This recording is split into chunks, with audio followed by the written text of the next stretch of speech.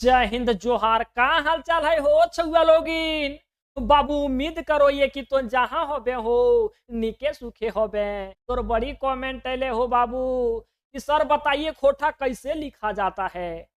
आज तोरा हम यहाँ बतावल जा रही हो कि तो कौन अक्षर के प्रयोग करबे खोटा लिखे में, कौन अक्षर के प्रयोग तो नहीं करबे खोटा लिखे में, कौन कौन नियम के तोरा पालन करे पड़तो। यकीन मान भैया अगर तो वीडियो के बढ़िया से देख लो ही हो, ई वीडियो तोर खातिर रामबाण साबित हो। तो जे रकम तो फटफटा के हिंदिया लिखे पारो है, फटवो तो फटफटा के लिखो पारबे।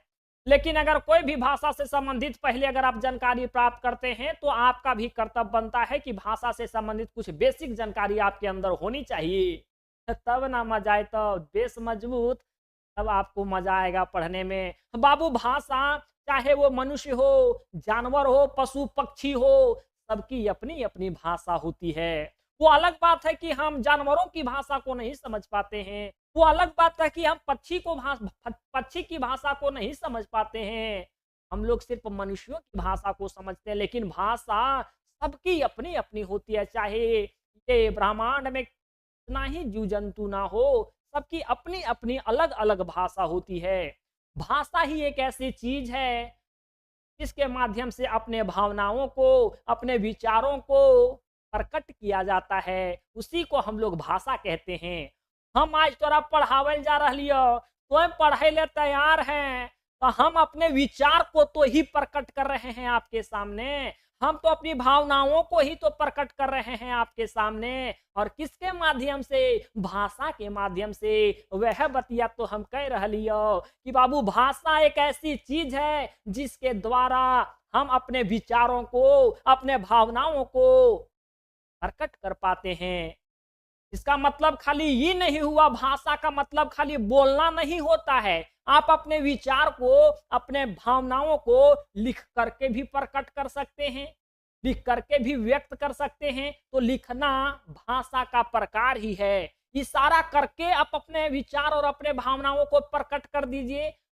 इशारा करना भी अपना भाषा का ही प्रकार है। जरूरी नहीं है कि अपने विचार, अपने भावना, अपने फीलिंग को बोल करके ही शेयर किया जाए, लिख करके भी आप कर सकते हैं। पहले ऐसे लेटर चलता था, उसमें भी फीलिंग रहता था, उसमें भी भावनाएं छुपी रहती थी, उसमें भी कोई भाव छुपा रहता था, तो वो भी भाषा का प्रकार ही था। इशारा करना भी भाषा का प्रकार है। बाबू अगर भाषा ना होती तो दीवानों के जैसा आज ही लोग बाप का खाना बेटा छीन रहा है और बेटा का खाना बाप छीन रहा है। ऐसी व्यवस्था भी चलती अगर भाषा का विकास नहीं होता। क्योंकि भाषा का विकास होता है तो ही सभ्यता का विकास होता है, और जब सभ्यता का विकास होता है तो ही संस्कृति का विकास होता है। मतलब भाषा एक ऐसी चीज है जो मानव को आगे बढ़ाने के लिए यह भूमिका निभाती है। देखिए भाषा के बारे में हम आपको ढेर सारी चीजें बता दिए, आपको इतने याद रखनी है।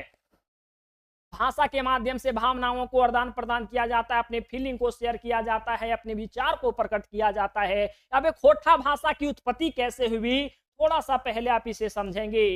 हालांकि बाबू खोटा भाषा की जो खोटा भाषा आया है वो मगही से आया हुआ है। खोटा भाषा की जो उत्पत्ति हुई है वो मगही से हुई है, और मगही से खोटा निकला है। आप समझेंगे कि खोटा कहाँ से निकलल है हो भैया, तो मगही से। और मगही कहाँ से निकलल हो, तो मगधी से। आप लोग मगध के बारे में सुने होंगे, तो ये मगधी से मगही निकला है। बाबू ये मगधी से एक भाषा नहीं निकला है, मगधी से भोजपुरी भी निकला है, मगधी से आपका मगही भी निकला है, यंगिका भी निकला है, मैथिली भी निकला है, और मगही से खोटा निकला है। अगर तो बुरा ना मान में रह सकरा अलग वे में ना लेमे तो तोरा हम यह कह दियो कि खोटा के बाप लागो मगही और मगही के बाप लागो मगधी।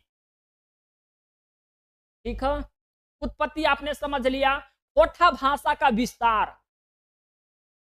झारखंड में टोटल 5 गो प्रमंडल, 5 प्रमंडल में 3 प्रमंडल में खाली खोटा भाषा बोलल जा है हो बाबू।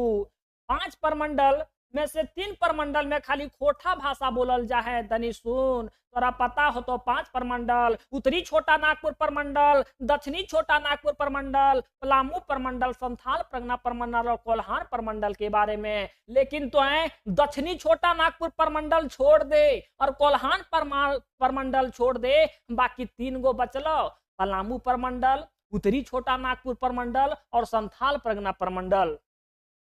ये 3 गो बचलो बाबू। पलामू प्रमंडल अगर खोरठा के विस्तार हमने देख लिए, मतलब खोरठा कहाँ कहाँ तक फैलल हो। पलामू प्रमंडल में पूरा फैलल है हो बाबू। उत्तरी छोटा नागपुर प्रमंडल में पूरा फैलल है। संथाल परगना प्रमंडल में पूरा फैलल है। मतलब पलामू प्रमंडल में 3 गो जिला, उत्तरी छोटा नागपुर में 7 गो जिला और संथाल परगना प्रमंडल में 6 गो जिला। 7 है 9 और 7 हो गया आपका बाबू 16 जिला। हालांकि रांची के भी कुछ क्षेत्र में भी खोरठा बोला जाता है। 17 जिला टोटल खोरठा का ही है। लेकिन एक ऑथेंटिक डाटा लेकर के चलेंगे। अगर तोरा कोई पूछते हो भैया की खोरठा के ते जिला में बोलल जा है, तो कहो झारखंड में टोटल 24 जिला है। 24 जिला में 16 जिला खाली खोरठवे के हक है।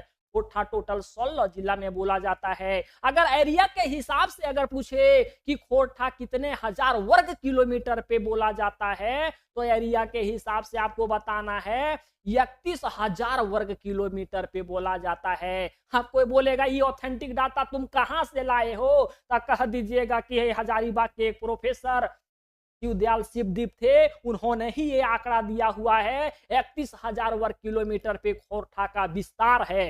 31,000 वर्ग किलोमीटर पे 31,000 वर्ग किलोमीटर पे खोरठा का विस्तार है। तो खोरठा का विस्तार आपने बड़ा बेहतर ढंग से समझा। अगर जिला के हिसाब से पूछे तो भी आपको बता देना है। अगर प्रमंडल के हिसाब से पूछेगा तो भी आपको बता देना है। भैया अगर तोरा वर्ग के हिसाब से पूछते हो, एरिया के हिसाब से, तब भी तोरा बता देना है। देख, कोई कहते बाबू खोरठा के कोनो अपन लिपि है की हो?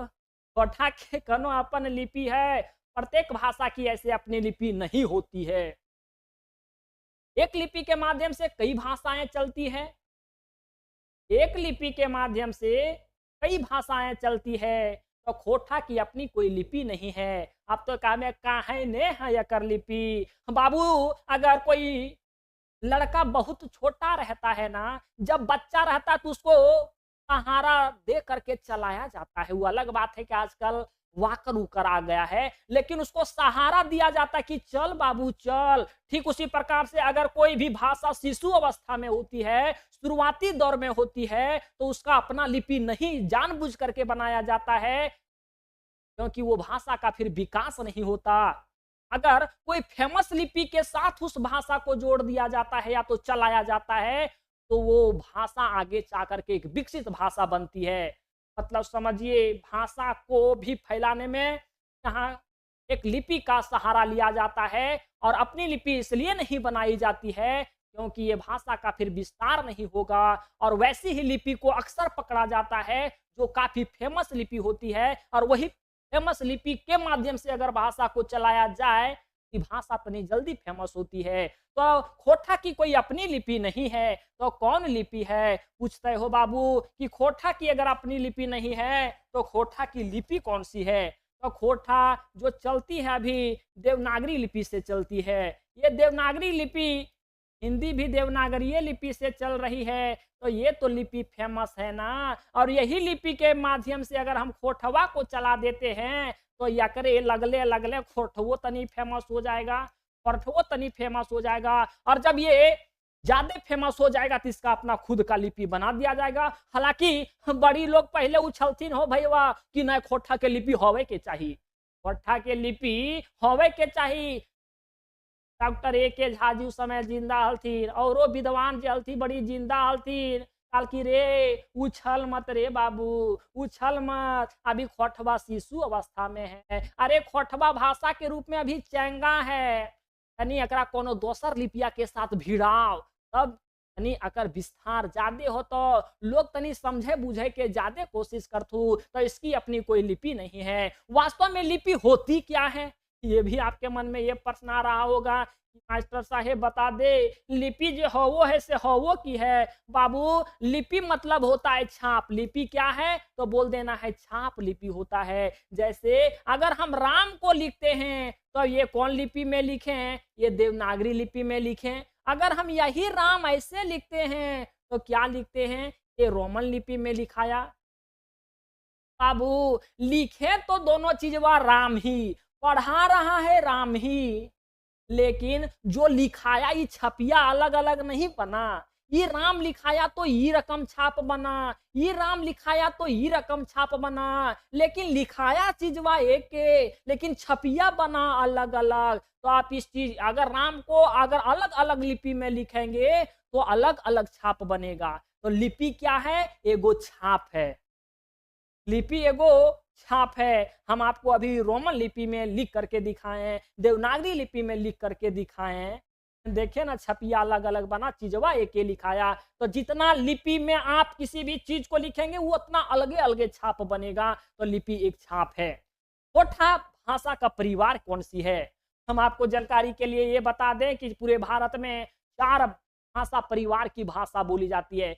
भैया तोरो न तोरो कोनो न कोनो परिवार होबे करता हो, वह परिवार के तो एगो संतान होबे। तोरा अगर कोई जानो हो तो परिवार के नाम से शुरुआत में जानो हो, तो फिर कर्म करो ही अपन तब तोर नाम से कोई जानो हो। लेकिन परिवार के नाम से तोरा शुरुआत में जानो थुन कि रे बुधना घर के लड़कवा क, अरे ये शुक्रा घर के लड़कवा क, तो परिवार तो वही परिवार का एक संतान है। ठीक उसी प्रकार से भाषा का अपना भी परिवार है। जैसे आदमी का परिवार होता है और जिस प्रकार से आदमी के परिवार के आप एक संतान हैं, ठीक उसी प्रकार से भाषा परिवार के भी कई संतान के रूप में भाषा होती है। जैसे हमारे पूरे भारत में 4 प्रकार के भाषा परिवार है हमारे, लेकिन झारखंड में 3 भाषा परिवार के संतान बोले जाते हैं, अर्थात भाषाएं बोली जाती है। देखिएगा पहले इसे आप, एक है आष्टिक भाषा परिवार। आष्टिक भाषा परिवार, इसे हम लोग एशियाटिक भाषा परिवार के नाम से भी जानते हैं। एशियाटिक भाषा परिवार काहे इसका नाम पड़ा, इतिहास में हम कभी आपको बाद में लेकर के जाएंगे। एक है द्राविड़ भाषा परिवार, एक है आर्य या भारोपीय भाषा परिवार। हमारे झारखंड जैसे बहुल जनजातीय राज्य में 10 गो भाषा बोला जाता है, 6 गो जनजातीय भाषा, 4 गो सदानी भाषा। सदानी भाषा किसको कहेंगे? वैसे लोग जो मूल झारखंडी नहीं हैं, वो हमारे झारखंड में व्यापार करने के लिए आए थे, नून तेल अनाज वगैरह बेचने के लिए आए थे। उसको झारखंड ठीक लगा, वो अकरा झारखंडवा ठीक लगल, कहल के हम आप झारखंडे में बसीब। तो बताओ भैया, वो तो आल व्यापारी के रूप में, वो आल अपन बिजनेस के रूप में बस गल यहाँ। तो कि वो मूल झारखंडी कहलाते हो? वो तो सादान कहलाते, जो बाहर से आए व्यापार के सिलसिले से और आकर के यहीं बस गए, उसको हम लोग सादानी कहते हैं। लेकिन जो आया बाहर से, यहाँ के खनिज संपदा को लूट करके फिर वापस चला गया, उसी को हम लोग दिक्कू कहते हैं। लेकिन अभी सदानी से हम लोगों को मतलब है, सदानी का मतलब यह है कि है तो बाहरी लोग, लेकिन झारखंड से उसको प्यार हुआ, रू यहीं रह गया। तो वह सदानों की भाषा को हम लोग सदानी भाषा कहते हैं। और वही सदानी भाषा के रूप में हमारे झारखंड में 4 गो भाषा है, कोठा, नागपुरी, पंचपरगनिया, कुरमाली। ये कैसी भाषा है? तो ये सदानी भाषा है, क्योंकि सदानों की भाषा, इसलिए हम लोग इसे सदानी भाषा कहते हैं। जानकारी के लिए आपको ये भी बता दें कि सदानी भाषा को राज्य की द्वितीय राजभाषा के रूप में इन्हें दर्जा भी दे दिया गया है। सदानी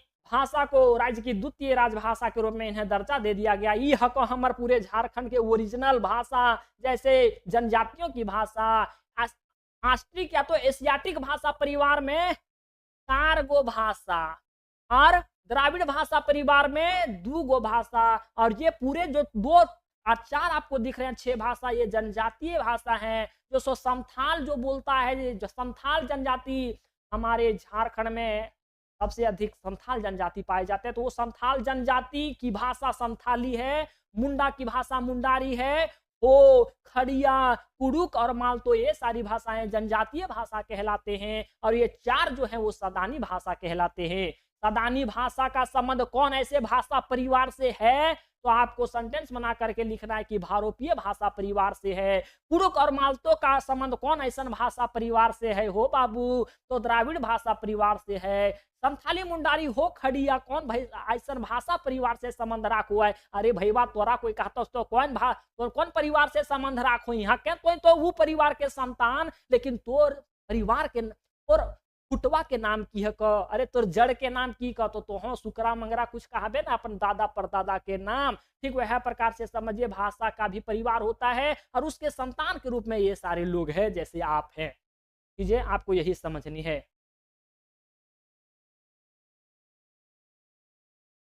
अब हमें नहीं लग रहा है कि आपको किसी प्रकार की कोई यहाँ तक दिक्कत हुई होगी। खोर के पढ़ना है आपको, किसी प्रकार की कोई दिक्कत हमें नहीं लगता है कि होनी चाहिए। जैसे हमारे गांव घर में कहता है कि एक कोस में पानी बदले दो कोस में वानी। कहावत तो सुने होंगे कि एक कोस में पानी बदले दो कोस में पानी, एक कोस में पानी बदले दो कोस में वानी। और ऐसे ही हमारे खोठा का भी विशेषता है। खोठा के बारे में पढ़ रहे हैं तो खोठा की भी ऐसी ही विशेषता है। प्रत्येक 20 किलोमीटर पे खोठा का टर्न चेंज होता है। प्रत्येक 20 किलोमीटर पे खोठा का टर्न चेंज होता है। एकरे पे कहावत है कि एक कोस पे पानी बदले दो कोस पे वानी। प्रत्येक 20 किलोमीटर 25 किलोमीटर पे खोठा का टर्न चेंज होता है। अगर हम लोग जिला के हिसाब से बात करें तो 16 जिला में सिर्फ खोठा बोला जाता है। अगर प्रमंडल के हिसाब से बात करें तो 3 प्रमंडल में हमारा खोठा बोला जाता है। बाबू आप बताइए कि जो बोकारो और धनबाद में आदमी खोठा बोल रहा है वो तो पश्चिम बंगाल के सटले है, और पश्चिम बंगाल से उसका कोई रिलेशन नहीं होगा, ऐसा तो हो नहीं सकता। या तो पश्चिम बंगाल का आदमी हमारा बोकारो और धनबाद में बसा नहीं होगा, ये भी नहीं हो सकता। बसा जरूर होगा, बॉर्डर है, रिलेशन यहाँ से वहां लगा हुआ होगा, यहाँ तक कि मार्केट दोनों का एक ही हो सकता है।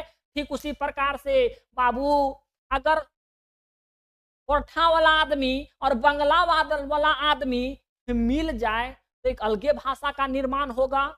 तो वैसन खोठवा में खोठवा का टोन तो चेंज हो ही जाएगा। अब अगर देखिएगा गढ़वा, गढ़वा जो है वो यूपी से सटता है, पलामू है वही सबका बॉर्डर में, वहां उधर बॉर्डरवा के पार लोग भोजपुरी बोलता है, बॉर्डरवा के इधर वाला झारखंडवा वाला लोग खोठा बोलता है। दोनों का जब मैच कर जाएगा तो एक अलग टोन बनेगा।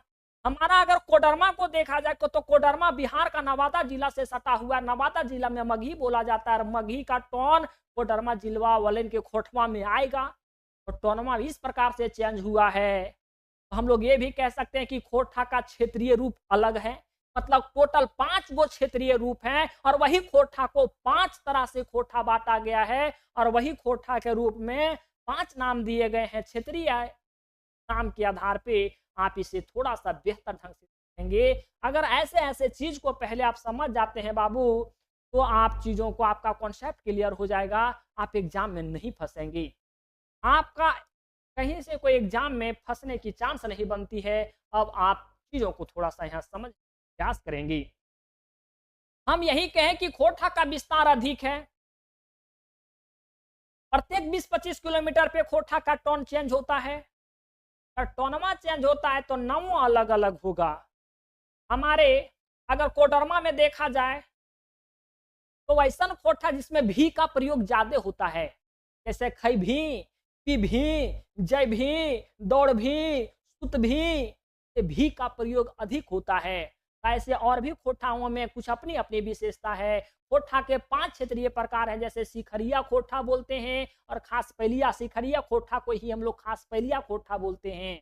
कुछ ऐसे क्षेत्र में जिसका टोन अलग है, उससे हम लोग टोन के आधार पे खोठा का अलग अलग प्रकार दे दिया गया है, जिसे हम कोलवारी खोठा बोलते हैं। पारनदिया या हजारी बगिया खोठा भी बोला जाता है। देसावली खोठा बोला जाता है। जो खोठा जो है वो देसावली खोठा बोला जाता है। एक संथाल प्रगनिया खोठा बोला जाता है। ये एरिया के हिसाब से खोठा का नाम भी दे दिया गया है। अब ये कहां से कहां तक बोला जाता है आपको नहीं पढ़ना है। बताने का मतलब ये है कि खोठा के भी क्षेत्रीय प्रकार हैं और अलग अलग खोठा के अलग अलग नाम भी हैं। हसबा एक ही है, क्षेत्रीय उसका नाम अलग अलग है, वो एरिया के हिसाब से, क्योंकि टोन जो है वो अलग अलग खोटा में पाया गया है। अगर आप बोकारो और धनबाद जाएंगे तो वहां आपका बंगला का टोन खोटा में मिल जाएगा।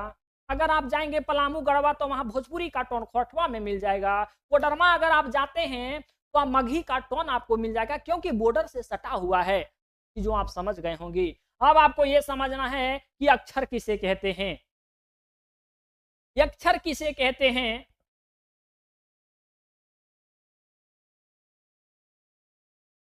बाबू ध्वनि। हम जो अभी आपको बता पा रहे हैं ध्वनि ही तो है, आप सुन रहे हैं ध्वनि। ध्वनि को सिर्फ सुना जाता है, देखा नहीं जाता है।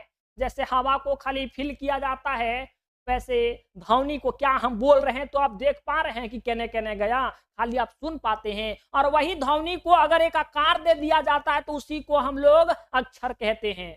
अगर ध्वनि को हम अभी क्या बोले बाबू, अभी हम आपको बोल रहे हैं बाबू बाबू, ये बाबू आपको दिखाई दे रहा था क्या? नहीं, खाली आप सुन रहे थे। इसी को अगर हम आकार दे दिए तो यही तो हुआ अक्षर, यही तो हुआ अक्षर। और अक्षरों के मेल से ही तो बनते हैं शब्द, और शब्दों के मेल से ही तो बनते हैं वाक्य, है ना। तो ये चीजें आप समझिए, अक्षर क्या है, अक्षर कैसे बनता है।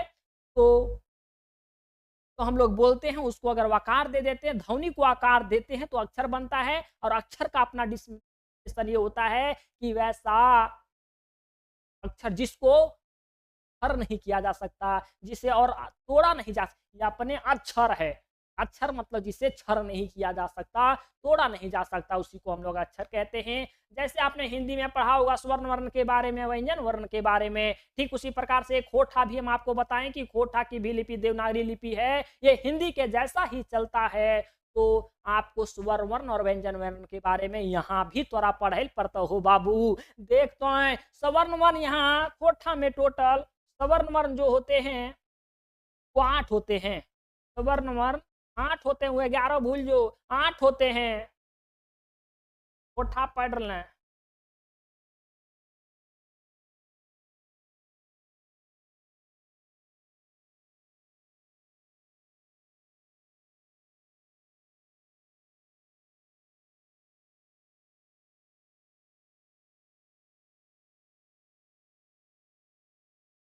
या अकरा का भी लघु ई, दीर्घ ई, दीर्घ मने बड़ा, लघु मने छोटा, तो छोटका ई, बड़का ई, लघु दीर्घ ए और ओ। अभी 8 गो तो है, लेकिन एकरो में बाबू स्वर्ण वर्ण को भी 2 भागों में बांट दिया, 2 गो भाग में बांटल गेल। जकरा बोले में ज्यादा हवा के जरूरत पड़ो हो वकरा कह दिलिए दीर्घ स्वर, और जकरा बोले में कम हवा के जरूरत पड़ो हो वकरा कह दिलिए हस स्वर। खोटा के नियम तो समझ कि स्वर्ण वर्ण के 2 भेग में दू प्रकार से बांटल गेल है, हस स्वर और दीर्घ स्वर। जकरा बोले में कम समय लागू हो वकरा कोई हमनी हस स्वर, जकरा बोले में ज्यादा ज्यादा मतलब दीर्घ समय, दीर्घ लग समय लागू हो वकरा कोई हम लोग दीर्घ स्वर। जैसे एकरा में आकार लागल हो तो ज्यादा समय लगता ओकरा बोले में, एकरा में आकार लागल हो भैया अकरा तो नवे हक दीर्घी, ज्यादा लगता दीर्घ अकरो में ज्यादा समय लगता, एकरो में आकार लागल हो समझ, एकरो में आकार लागल हो जे जे बड़ अक्षर ओकरा दीर्घ स्वर। देखिए दीर्घ स्वर में 5 गो अक्षर और हस स्वर में 3 गो अक्षर, जिसको बोलने के क्रम में आप ऐसे भी कह सकते हैं जिसको बोलने के क्रम में कम हवा की जरूरत पड़ती है या तो कम समय की जरूरत पड़ती है, वैसे स्वर को हम लोग हर्ष स्वर कहते हैं। और जिसको बोलने या जिसपे बोलने में अधिक हवा की जरूरत पड़ती है उसी को हम लोग दीर्घ स्वर कहते हैं। यह समय के आधार पर बांटा गया है। 8 स्वर वर्ण के बारे में आपने ये समझ लिया। ये देख भैया हम गोल कैले ही कहिल गए है गोल, कुछ तो कारण है, एकरो हम गोल के लिए दीर्घ ई और दीर्घ उ को मैंने गोल किया है, इसीलिए काहे कि ये ऐसे अक्षर हैं का प्रयोग सिर्फ व सिर्फ निकटवर्ती वस्तुओं को दर्शाने के लिए किया जाता है और दीर्घ उ का प्रयोग दूरवर्ती वस्तुओं को दर्शाने के लिए किया जाता है। जैसे ई कहते हैं तो जैसे ई हमर घर हक है, ई और उ हमेशा सर्वनामिक शब्द के रूप में प्रयोग होता है, मतलब सर्वनाम के रूप में प्रयोग होता है वस्तु को दिखाने के लिए या किसी भी चीज को निश्चित बताने के लिए। करे ई हमर कलमा हक, ऐसे अरे वो हमर घरा हक, निश्चितता का बोध कराता है और ये हमेशा सर्वनाम के रूप में प्रयोग होता है। जैसे खेला यहाँ से शुरू होता है, देखिए जैसे आप कहते हैं कि ई हमर घर हक है, तो ऐसे में फीलिंग आ रहा है ई हमर मतलब लगो कि सामने है चीजवा, लगलो कि सामने है। ई हमर घर का मतलब लगलो घरा सामने है। एक कहते रे वो हमर खेत हक, वो हमर खेत हक मतलब लागो खेतवा दूर हो, वो है वो दूरवर्ती वस्तुओं को दिखाता है और ये जो है वो निकटवर्ती वस्तुओं को दिखाता है। तो यही है यहाँ चीजवा, यही हम यहाँ लिखे हैं कि ई मतलब दीर्घ ई और दीर्घ ऊ की मात्रा का प्रयोग बहुत कम होता है हमारे कोठा में, लेकिन ये सबका मात्रा प्रयोग सिर्फ सर्वनामिक सर्वनाम के रूप में होता है। अगर आप किसी भी चीज को संकेत करते हैं तो ई हमर घर हक है संकेत ही तो कर रहे हैं, वो हमर घर हक, या तो किसी भी निश्चितता का बोध होता है, निश्चय का बोध होता है, तो वैसे में ई और ऊ का प्रयोग किया जाता है। और ध्यान रखना है कि हमेशा सर्वनाम के रूप में ही इसका प्रयोग किया जाता है। ये चीज मैंने यहाँ लिख दिया है कि दीर्घ ई का प्रयोग निकटवर्ती वस्तुओं के लिए प्रयोग किया जाता है, दीर्घ ऊ का प्रयोग दूरवर्ती वस्तुओं के लिए किया जाता है। जैसे निकटवर्ती में ई का एग्जाम्पल अगर हम लोग देखें तो ई हमर घर हक है, लग रहा है ना कि नजदीके वाला बात हो रहा है, रे ई हमर घर हक है, अरे वो हमर खेतवा हक, मतलब ये दूर वस्तुओं को दिखाने के लिए वो का प्रयोग किया जाता है। उम्मीद है आपने चीजों को सीख लिया होगा। अब व्यंजन वर्ण के बारे में थोड़ी सी आप और जानकारी, आप स्वर्ण वर्ण के बारे में आपने जानकारी प्राप्त कर लिया, आप व्यंजन वर्ण के बारे में जानकारी प्राप्त करें। अब आइए व्यंजन वर्ण के बारे में। व्यंजन वर्ण आपको पता है, क वर्ग, च वर्ग, ट वर्ग, का खा गा घा अंगा ना पढ़ने का मन करे तो खाली उसको कहिए क और वर्ग खींच दीजिए, मतलब का कह के वर्ग खींच दिए, इसका मतलब ये हुआ कि का खा गा घा अंगा आपने पढ़ लिया है ना, वर्ग खाली खींच देना है, वर्ग खाली खींच देना है। देखिए क वर्ग, टा ठा डा आप पढ़ते हैं ऐसे तो इसको टवर्ग पढ़िए, टवर्ग ता था दा धा ना पा फा बा भा मा अंतस्या रा लावा, अंतस्या रा लावा ये अंतस स्वर होते हैं। अंतस स्वर वैसे स्वर को कहते हैं जिसको हम लोग जरूरत पड़ने पे कभी स्वर के रूप में भी प्रयोग कर लेते हैं ऐसे अक्षर को, और कभी व्यंजन के रूप में भी प्रयोग कर लेते हैं। वैसे अक्षर को हम लोग अंतस्थ स्वर कहते हैं, है ना, अंतस्थ स्वर कहते हैं। जैसे यही हाथ है, ये हाथ को कभी खाने के रूप में प्रयोग कर लिया जाता है, जरूरत पड़ता है मारनों के रूप में उपयोग किया जाता है। तो ये समझिए ऐसे ही चीजों को हम लोग अक्षर के रूप में, ग्रामर के रूप में अंतस्थ स्वर कहते हैं। हाँ, इसे हम लोग कभी व्यंजन के रूप में जरूरत पड़ेगा तो उपयोग में ले आएंगे, कभी व्यंजन के रूप में इसे उपयोग में ले आएंगे। उष्म संघर्षी जिसको बोलने में तनी ज्यादा संघर्ष लगता है, गर्म हो जाएगा, ऐसा तलबशा मुधनसा ऐसे बोलेंगे, लेकिन खोठावासी लोग तलबशा मुधनसा ना बोलता, डायरेक्ट वो दंतसा बोलता है। कुछ भी करेगा सा बोलेगा, यह वाला देखिएगा आप अगर खोठावासी हैं तो यह सा आएगा। आपको ना मास्टर उस्टर सिखाया भी होगा बाद में, करे बाबू ईसा ऐसे बोला जाता है, तो दंतसा या तो तलबसा ऐसे बोला जाता है। लेकिन एगो है खुनिया वाला कि सा हमेशा हम लोग ऐसा ही बोल देते हैं, और ये सा के बदले यही सा का खोठा में प्रयोग किया जाता है। तलब सा मूर्धन सा के बदले यही सा का प्रयोग किया जाता है। ये सा के बदले तीसरा प्रयोग होबे करेगा, बल्कि यह सा जहां आएगा आपको सेंटेंस में लिखने के समय, है ना, जैसे आप शिक्षा कैसे लिखते हैं, थोड़ा सा हम आपको यहाँ हिंट देते हैं ताकि चीजें तो आगे हम बता करेंगे। तो ये सा के बदले हम लोग खोठा में लिखेंगे ये सा है शिक्षा। ऐसे हम लोग ये के बदले खा लिखते हैं, तो शिक्षा ऐसे लिखते हैं या तो शिक्षा ऐसे लिखते हैं। कुल मिलाकर के हमें ये बताना था कि ये सा के बदले आपको अब ये सा लिखना होता है खोठा के सेंटेंस में। ये ठीक है। तो ये अंतस्थ स्वर क्या है, उसमें संघर्षी स्वर क्या है, वो मैंने आपको बता दिया। ये सा और हा का प्रयोग किया जाता है, और ये सा के बदले यही सा लिखा जाता है। ये सब नियम है हो भैया। ये अंगा आप जीवन में खोठा लिखते समय कभी ना करिएगा, क्रिया खा लीजिए अभी है कि इसका प्रयोग हम कभी ना करेंगे। ऐसे हिंदियों में भी इसका प्रयोग तनी कम होने लगा है, इसके जगह अब अनुस्वार का प्रयोग किया जाने लगा है। ये ना का प्रयोग आप कभी नहीं करिएगा। ये ना के जगह, ये आपका मूर्धन्य ना के जगह आप दंत ना का प्रयोग करेंगे, दंत ना का प्रयोग करेंगे हमेशा। जहां आया ये, जैसे आपको लिखना है वीना, वीणा, तो आप कैसे लिखेंगे? ये तो हिंदिया वाला वीणा हो गया, कोठवा में ऐसे ऐसे लिखेंगे वीणा, हाँ ऐसे इधर से इधर से होगा, तो ऐसे लिखेंगे। जैसे आप हिंदिया में कैसे लिखते हैं? वीणा ऐसे लिखते हैं ना, थोड़े लिखते हैं, वीणा लिखते हैं ऐसे।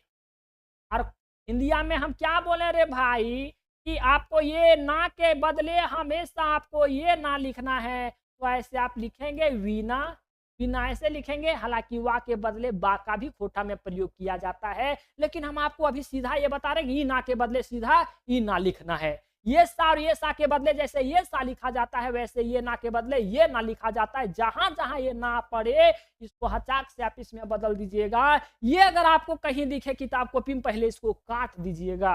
महाप्राण क्या होता है, जिससे हम लोग विशिष्ट साड़ा कहते हैं, महाप्राण। वैसे ध्वनि जिसको बोलने में अधिक हवा की जरूरत पड़ती है, उसी को हम लोग महाप्राण कहते हैं। यहाँ लेकिन समझाने का मतलब ये है कि खोटा में कुछ ऐसे संयुक्त अक्षर आपको मिलेंगे, है ना, जिसको अकेला नहीं लिखा जाता है। जैसे लम्हा, जैसे लम्हा, यमहा, नन्हा, ये सब ना चिन्हा, पन्हा, लाह से लुल्हा, एरहा, गेलहा, ऐसे करके आप चीजों को पहला थोड़ा। ये हमारे खोटा के कुछ विशिष्ट साड़ा हैं। साड़ा माने वही बाबू ध्वनि है। कुछ ऐसे विशेष ध्वनि हैं जिसको हम लोग अकेले नहीं लिख सकते हैं, तो हम लोग संयुक्त अक्षर के साथ ही लिख सकते हैं। जैसे लम्हा लिखना हो ना, तो आपको इसका प्रयोग करना होगा। यमहा लिखना हो, ये सब संयुक्त के समय, संयुक्त अक्षर लिखते समय अकेले आप इसे लिख ही नहीं सकते। अकेले लिखो को नहका लिखिएगा, लहका लिखिएगा, संयुक्त अक्षर के रूप में ऐसे ऐसे अक्षर को लिखा जाता है। इसी को हम लोग महाप्राण कहते हैं। जैसे माह से अगर हम लोग सेंटेंस बनाएंगे तो लम्हा बनाएंगे, यमहा बनाएंगे। ऐसे ही आप उम्मीद करेंगे कमेंट सेक्शन में इसका एग्जांपल एक आप भी लिख करके दिखाएंगे। ना से नन्हा या चिन्हा या पन्हा लिखेंगे। लाह अगर आ गया तो लाह को ऐसे नहीं, कैसे हम लोग लिखेंगे, नहीं, उसको छोड़ करके या संयुक्त करके लिखा जाता है। लाह से चूल्हा, लुल्हा, खैलहा, खैलहा, गेलहा, ये आदर सूचक शब्द है, खेलहा, गेलहा, है ना। राह से पिरहा, खेरहा, ये सारी चीजें, किसका प्रयोग आपको खोटा में बहुत है। नियम ये है पहला कि बाबू अंगा के जगह आपको प्रयोग कुछ भी नहीं करना है, हमेशा क्रिया खा लेना है कि हम खोटा में अंगा का प्रयोग करेंगे ही नहीं। आप ये यहाँ लिखते हैं ना, जैसे आप लिखते हैं माय, माय खोटा में ऐसे लिखा जाता है, तो ये आ के बदले बाबू, आय के बदले आप ये आय का भी प्रयोग इसका भी कर सकते हैं, इसका भी कर सकते हैं। जैसे आपको माय लिखना हो तो माय आप ऐसे भी लिख सकेंगे, इसके बदले आप ये भी प्रयोग कर सकेंगे और ये भी इसका प्रयोग आप कर सकेंगे, कोई गलती नहीं है। आप किसी का भी प्रयोग कर सकेंगे, कोई दिक्कत नहीं है आपको। समझ गए? ये यहाँ के बदले आपको इसका भी प्रयोग कर लेना, इसका भी अगर मन करता है तो आप इसका ही प्रयोग करें। खोटा में सबसे बहुत ऐसे अक्षरों में से सबसे ज्यादा अक्षर इसी का प्रयोग, यही अक्षर का प्रयोग होता है। मन करेगा तो आपको खुजली हो रहा है तो इसका भी प्रयोग कर सकेंगे, इसका भी प्रयोग कर सकेंगे। इसलिए माय को हम लिखे हैं, या तो मेरा मन किया ऐसे लिखने का था ऐसे लिख दिए, माय ऐसे लिखने का मन किया था ऐसे लिख दिए, मन किया ऐसे लिखने का था ऐसे किए। कुल मिला करके जहां आपको ऐसा जरूरत पड़े तो इसके बदले, या तो आप इसके बदले तो ये आप लिखबे करेंगे ऐसे। मन करेगा आपको खुजली उजली हो रहा है तो ऐसे आप लिख लेंगे। अगर मन करेगा तो आप इसके बदले ये भी लिख सकेंगे, मतलब इसके बराबर में ये तीनों का प्रयोग आप कर सकते हैं। नियम तीसरा यह है कि खोटा में ना के जगह, मतलब मूर्धन्य के जगह आप ना का प्रयोग करेंगे। आप कैसे? जैसे मैंने किया है, जैसे मैंने लिखा है गणेश, क्या लिखा है मैंने? है गणेश। हम आपको अभी फोकस इस पे करवाएंगे, ये ना पे, ठीक है। अब ये सा के बदले मैंने ये सा क्यों लिखा है ये बाद में आपको बताएंगे, हालांकि इसका प्रयोग ही होता है ऐसे, क्योंकि मैंने आपको ये भी बताया कि बाबू ये सा रहे चाहे ये सा रहे, कोनो सा रहे, खोटवावासी के लिए एक सा काम आता है, बदल देना है। जैसे गणेश, ये ना के बदले मैंने ये ना चेंज किया, खोटा में यही सही है। ये सा के बदले मैंने ये सा लिखा, है ना। जैसे वीणा, वीणा वा के जगह हम लोग खोटा में बा लिखते हैं, या वा भी आप लिख सकते हैं। मूल आपको फोकस रखना है, ये ना के बदले हम ये ना लिखें, प्राण लिखें। तो ये ना के बदले ये ना लिखें। आप कहेंगे सर प्राण तो ऐसे लिखा था खोठमा में, आप तो ज्यादा बढ़ा के लिख दिए। तो यही बात है खोठा का यार, खोठा का भी यही विशेषता है कि खोठा कभी भी कहता कि भाई वाह, अगर आपके अंदर संयुक्त अक्षर है, अगर कोई भी शब्द संयुक्त अक्षर से मिल करके बना हुआ है, उसको आप खोल करके लिखिए। काहे कि जिस प्रकार से झारखंडी लोग दिल खोलवा होता है, ठीक उसी प्रकार से अक्षर को भी खोल के लिखना होता है। हम जटिलता में नहीं रहना चाहते हैं, हम जोड़ जाड़ करके नहीं रहना चाहते, इसलिए प्राण को आप तोड़ेंगे तो ऐसे ना प्राण बनेगा। और ये ना को हम मैंने खाली ये ना जोड़ दे दिया है। गणपति, ये क्रिया खेलें, ये ना को ना रखना है, तो ऐसे ना को मैंने चेंज कर दिया। और इसको आप वर्ण विच्छेद करेंगे, वर्ण विच्छेद अगर ना भी करें छोड़िए, इसको मारिए खत्म। अगर आप गणपति ऐसे लिखेंगे तब ठीक है, बाद में आप ये समझेंगे पैत कैसे लिखाया है। आप मैंने कुल मिलाकर के फोकस करवाने का बात यह है कि ये ना के बदले मैंने ये ना का प्रयोग किया है। अंतस्थ स्वर क्या है बाबू, वो मैंने बताया कि जब मन करे हम इसे स्वर और व्यंजन के रूप में प्रयोग कर सकेंगे। जब भैया ये अंतस्या जब शुरुआत में आ जाएगा, कोई भी शब्द के अगर शब्द के पहले अंतस्या आ जाएगा, तो अंतस्या चाहे तो ये जा में चेंज होगा, चाहे तो ये में चेंज होगा, चाहे तो या में चेंज होगा, या तो वो ये में चेंज होगा। वो ये तो लिखा हुआ ये में चेंज होगा। कैसे यमुना, यमुना, लेकिन ध्यान रहे वो शब्द का मीनिंग चेंज नहीं होना चाहिए, वो शब्द का मीनिंग चेंज नहीं होना चाहिए। लेकिन मैंने ये बताया कि अंतस्या अगर रहेगा तो चाहे तो जा का प्रयोग होगा, लेकिन अंतस्या कब होना चाहिए, शब्द के पहले। अगर शब्द के पहले अगर अंतस्या आता है तो जा का प्रयोग करके देख लेंगे, ए का प्रयोग करके देख लेंगे, और या का प्रयोग करके देख लेंगे। और जब शब्द के बीच में अंतस्या आता है तो का एक फिक्स है कि यही या का प्रयोग होगा, यही या का प्रयोग होगा।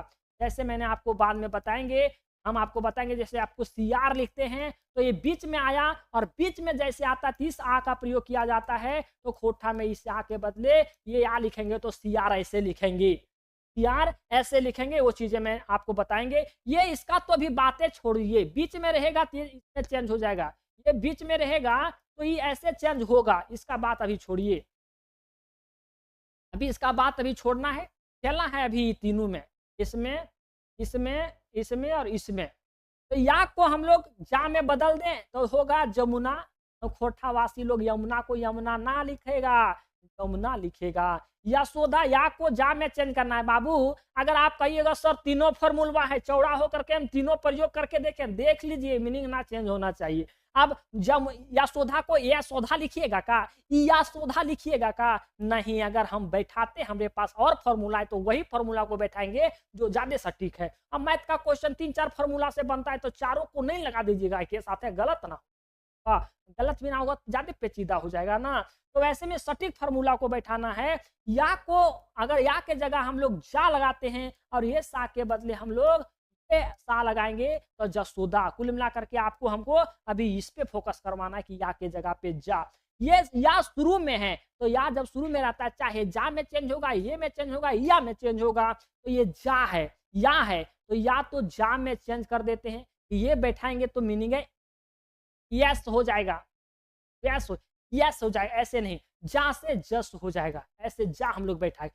मीनिंग देखना है सटीक कौन बैठ रहा है, सटीक कौन बैठ रहा है। तो हम लोग अस को जस लिख दिए, दिक्कत तो नहीं है, ताकि यही जस को जस लिखा हुआ है, ठीक है। लीजिए, अब अगर या सब शब्द में पहले हो, जब शब्द में पहले हो तो मैंने बता दिया, पहले हो तो जब पहले हो तो ये 3 गो फॉर्मूला तो लगबे करता था। जैसे यहाँ भी पहले है, तो अब यहाँ यार है, यार में अगर हम लोग जबरदस्ती जार लगाते हैं तो जार लिखा जाएगा, तो यार और जार का कोई मतलब है क्या, नहीं। तो ऐसे में यही इसका प्रयोग किया जाएगा, ऐसे में इसका प्रयोग किया जाएगा। 3 गो फॉर्मूला है, इसका प्रयोग तो अब लिखेंगे यार को यार, यार, आप देखते होंगे यार लिखा, यारवा कहाँ गल, यार। याद को हम लोग याद लिखते हैं, याद, याद। अब ऐसे नहीं लिखा दे कि जाद लिखा दे, जाद, याद को जाद, तो ऐसे नहीं, मीनिंग चेंज नहीं होना चाहिए, फॉर्मूला बैठा कर। यकीन को हम लोग अगर यकीन नहीं कह देंगे, ऐसे हम लोग यकीन कहेंगे, ये लगा देंगे यकीन।